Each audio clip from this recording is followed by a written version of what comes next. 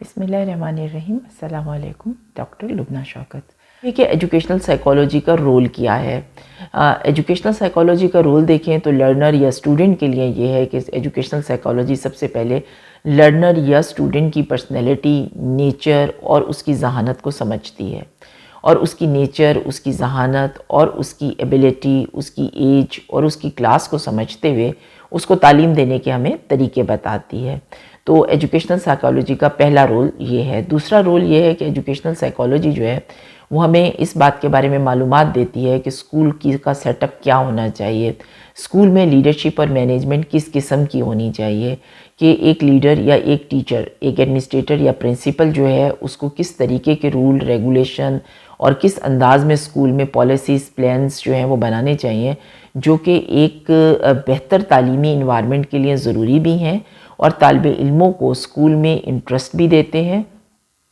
طالب علموں کی پرسنالٹی کو بھی بلڈ کرتے ہیں اور طالب علموں کو بہتر گریڈز کی طرف لے کے جاتے ہیں اور ایک بہتر ڈسپلن بھی مینٹین ہو سکتا ہے. اور اس کے ساتھ ساتھ کریکولر اور کو کریکولر ایکٹیویٹیز جو ہیں وہ ان میں بھی ایک بیلنس رکھا جائے، تاکہ طالب علم صرف پڑھائی نہیں بلکہ اس کے ساتھ ساتھ جو ہے وہ دیگر ایکٹیویٹیز کے کانفیڈنس،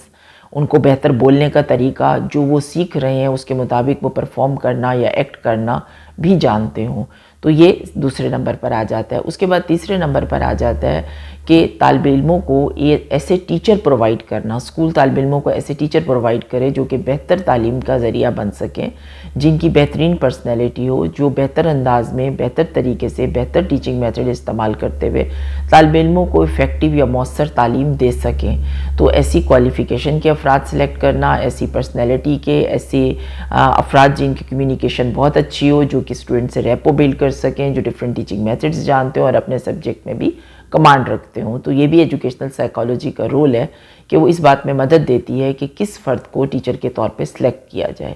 اس کے بعد آ جاتا ہے کہ ٹیچر کی اپنی سیلف انڈرسٹینڈنگ. جیسے مختلف افراد ہیں جن کو ٹیچر کے طور پہ سلیکٹ کر لیا گیا،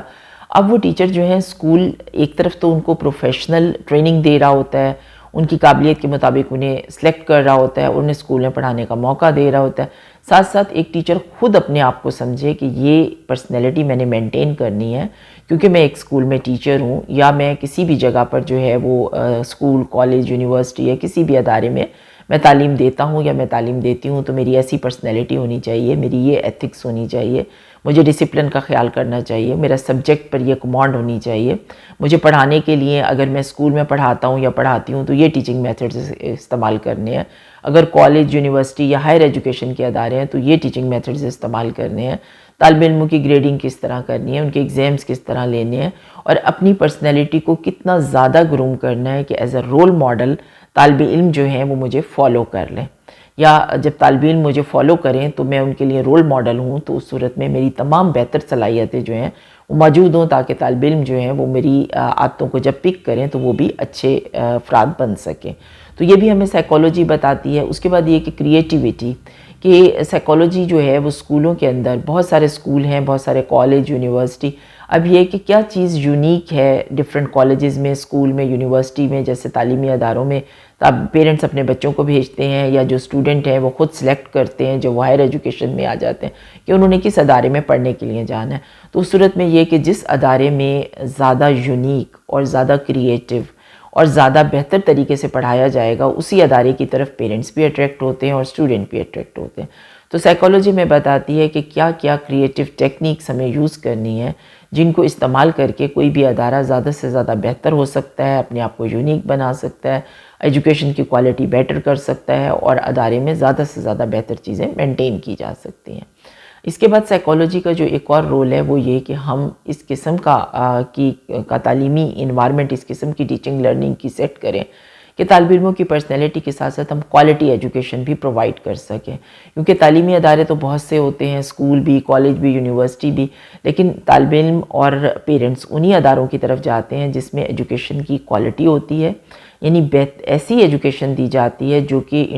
نیشنلی اور انٹرنیشنلی ایک سٹینڈرڈ رکھتی ہے، اور اسی حوالے سے طالب علموں کی گریڈنگ کی جاتی ہے، طالب علموں کو بہتر سے بہتر میٹیریل پڑھایا جاتا ہے، سمجھایا جاتا ہے، اور اس میٹیریل کو پڑھانے اور سمجھانے میں کسی قسم کا ایسا کمپرومائز نہیں کیا جاتا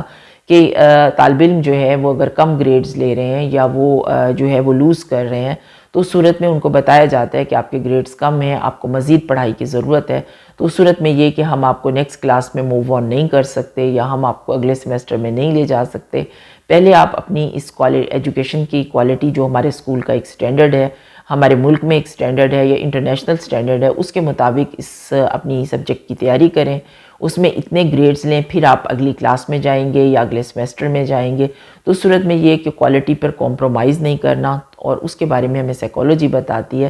کہ ہم اپنی کوالٹی کو اسکول میں ٹیچنگ لرننگ کی کوالٹی، ڈسپلن، مینجمنٹ، کریکولر اور کو کریکولر ایکٹیویٹیز کی کوالٹی کو زیادہ سے زیادہ بہتر کرنے کے لیے کیا کیا ٹیکنیکس یوز کر سکتے ہیں اور کن کن طریقوں سے یہ کوالٹیز جو ہیں وہ امپروو ہو سکتی ہیں، اور ہم کس طریقے سے چیک کر سکتے ہیں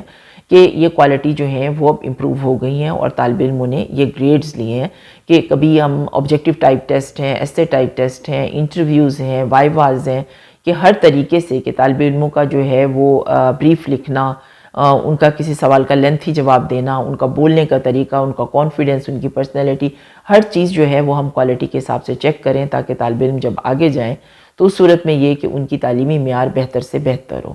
اس کے بعد یہ کہ سائیکالوجی ہمیں یہ بھی بتاتی ہے کہ ہم کس طریقے سے